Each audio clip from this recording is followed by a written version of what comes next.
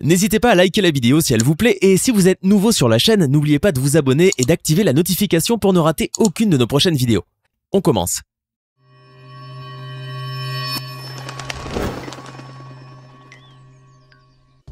Bonjour et bienvenue à tous. Michael Jordan fait partie de ces rares sportifs à être entrés dans la culture populaire par la grande porte.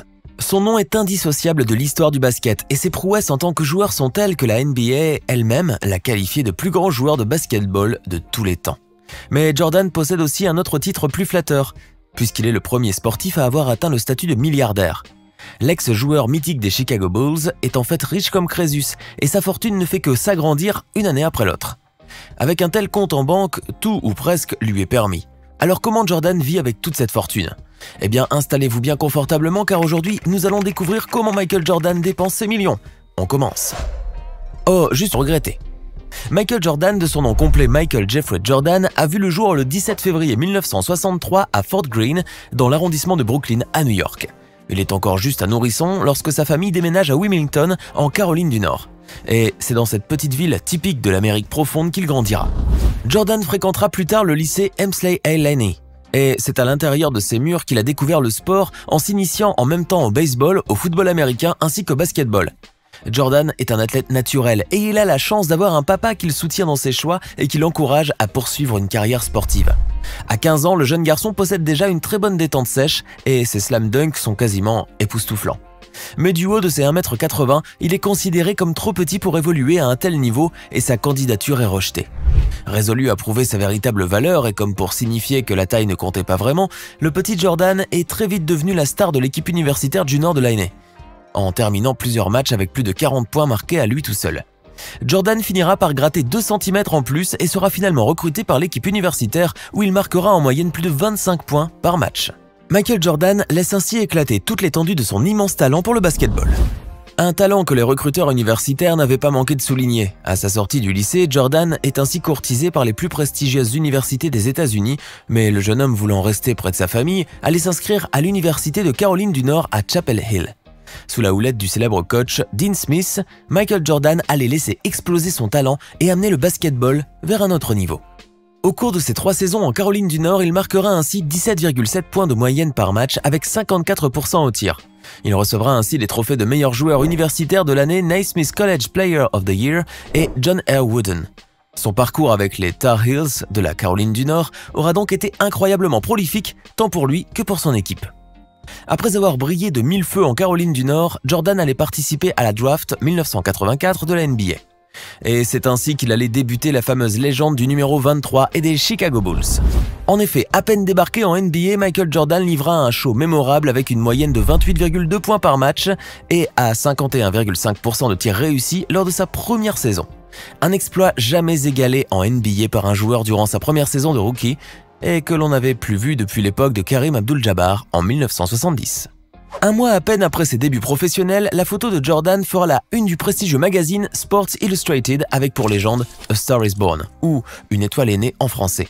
Le monde du basketball savait en effet que ce sport ne serait plus jamais le même et que ce jeune homme à l'allure altière allait bouleverser les normes établies depuis des lustres. Son incroyable capacité de saut, illustrée par ses slam dunks phénoménaux qui semblaient défier la gravité, lui a rapidement valu les surnoms d'Air Jordan et Is Ernest.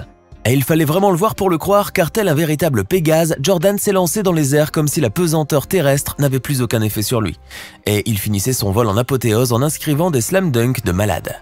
Grâce à cette étonnante faculté, mais aussi à sa rapidité et à son jeu intelligent, Jordan allait dominer ainsi la NBA durant de longues saisons. Par conséquent, son hégémonie restera quasiment intacte tout au long de sa très prolifique carrière. Le mythique numéro des Bulls allait d'ailleurs prendre sa retraite par 2 fois, avant de se rétracter et de revenir sur les terrains pour le plus grand bonheur de ses innombrables fans, bien entendu. La première fois fut pendant la saison 1993-1994, juste après la perte tragique de son père auquel il était intimement lié et qui fut assassiné par des cambrioleurs. Complètement déboussolé par sa disparition, Jordan quittera ainsi les terrains pour se concentrer sur lui-même et se lancera pendant une courte période dans une de ses anciennes passions, le baseball. Mais l'adage dit bien « chasser le naturel, il revient au galop » et Jordan retrouve tout naturellement les Bulls en 1995. Sa deuxième retraite eut lieu en 1998, mais il finit par revenir de nouveau pour 2 saisons supplémentaires en NBA en 2001. Sauf cette fois-ci en tant que joueur des Wizards de Washington. Son dernier match en NBA a lieu le 16 avril 2003 à Philadelphie, à l'issue duquel il quittera définitivement la NBA. Le public de plus de 21 257 personnes lui a alors rendu un ultime hommage en lui faisant une ovation debout considérée comme la plus longue de toute l'histoire des sports. Après sa retraite définitive, Michael Jordan se consacrera presque entièrement aux affaires, faisant abondamment fructifier son capital financier. En effet, détenteur d'un prestigieux palmarès comprenant 6 titres de champion NBA et 5 trophées de MVP durant son illustre parcours, Jordan a aussi amassé énormément d'argent. Il est devenu ainsi en 2014 le premier sportif milliardaire de l'histoire. Il demeure jusqu'à présent le sportif le plus riche de la planète. Car la fortune de Jordan s'élève à plus de 2,1 milliards de dollars, bien que ce ne soit pas vraiment sa carrière en NBA qui lui ait permis de gagner autant d'argent. Le mythique porteur du numéro 23 n'a en effet réussi à glaner tout au long de sa carrière que l'équivalent de 93 malheureux millions de dollars.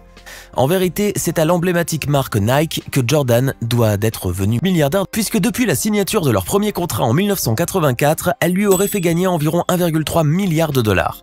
La marque à la virgule octroie ainsi au légendaire basketteur l'équivalent de 100 millions de dollars et plus en royalties chaque année. La success story de la marque Air Jordan y est pour beaucoup, puisqu'elle vaut à elle seule plus de 10 milliards de dollars. En plus des bénéfices qu'elle a générés en 35 ans et de l'effet booster qu'elle a eu sur les ventes des autres produits de la marque Nike. La marque Jordan a ainsi réalisé un chiffre d'affaires de 3,1 milliards de dollars au cours de la seule année 2019, ce qui représente tout de même pratiquement 8% du chiffre d'affaires de Nike. Et cette corne d'abondance n'est pas prête de se tarir, puisque la marque estampillée du logo Jordan affiche un taux de croissance de 10%, et c'est plus rapide que celui de toutes les activités de l'entreprise Nike. Mais malgré cette manne d'argent que représente sa marque de chaussures, Michael Jordan ne s'est pas arrêté à ce point. Il a alors décidé de se lancer dans une entreprise encore plus lucrative, car en 2010, le mythique joueur des Chicago Bulls devient le propriétaire des Charlotte Bobcats, devenant par la même occasion le premier ancien joueur de basketball à devenir propriétaire d'une franchise de la NBA. Jordan a dépensé la petite bagatelle de 175 millions de dollars pour faire cette acquisition, mais quelques années plus tard, sa valeur a quasiment été multipliée par 10 puisqu'elle vaudrait actuellement 1,5 milliard de dollars, une fortune qui vient évidemment gonfler le compte en banque de Air Jordan. Pourtant déjà plein à craquer et qui fait de lui le 4e afro-américain le plus riche des États-Unis, derrière Robert F. Smith, David Stewart et Oprah Winfrey. À la tête d'un tel patrimoine, on pourrait se demander comment His Ernest dépense ses millions. Et la réponse est tout simplement incroyable. En effet, le légendaire basketteur ne se prive absolument de rien et vit carrément une vie de pacha entouré de sa famille et de ses amis. Jordan possède un yacht appelé Mr. Terrible et dont le nom reflète si bien le tempérament et l'allure. Sans surprise, Mr. Terrible s'avère être l'un des yachts les plus luxueux que l'on puisse trouver sur la mer. Il a des dimensions phénoménales puisqu'il ne mesure pas moins de 45 mètres de longueur. À l'intérieur, ce sont des meubles ultra raffinés et des matières nobles et précieuses qui donnent aux visiteurs l'impression d'être dans un palais des merveilles. Ce palace flottant a été acquis par Jordan pour la modique somme de 80 millions de dollars. Sans compter les quelques 840 000 dollars par semaine pour équiper le navire et maintenir son style de vie somptueux en mer. Mais si Jordan aime tant le luxe et le confort en plein océan, il ne déroge pas à cette règle lorsqu'il est sur la terre ferme. Le légendaire athlète possède ainsi une fabuleuse demeure en Floride qu'il a fait construire pour environ 12,4 millions de dollars.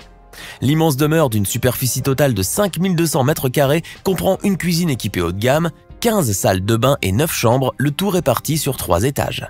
On y retrouve entre autres aussi 5 cheminées, une pièce spéciale musique avec un piano, une salle de poker et une grande salle de cinéma.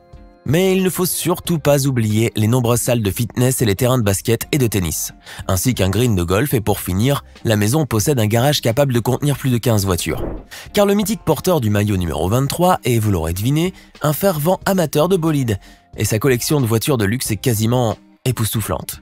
Air Jordan a été ainsi vu au volant de voitures telles que la Chevrolet Corvette C4, la rarissime Porsche 930 Turbo à nez plat ou encore une Ferrari Testarossa et même une Mercedes SL 55 AMG. Pour cette dernière voiture, et qui a longtemps été l'automobile préférée de Steve Jobs, Jordan avait passé un accord avec son concessionnaire qui lui permettait de changer de véhicule tous les 6 mois. L'ex-star des Chicago Bulls pouvait ainsi rouler sans plaque d'immatriculation tout en conservant le même modèle et en ayant plus d'intimité.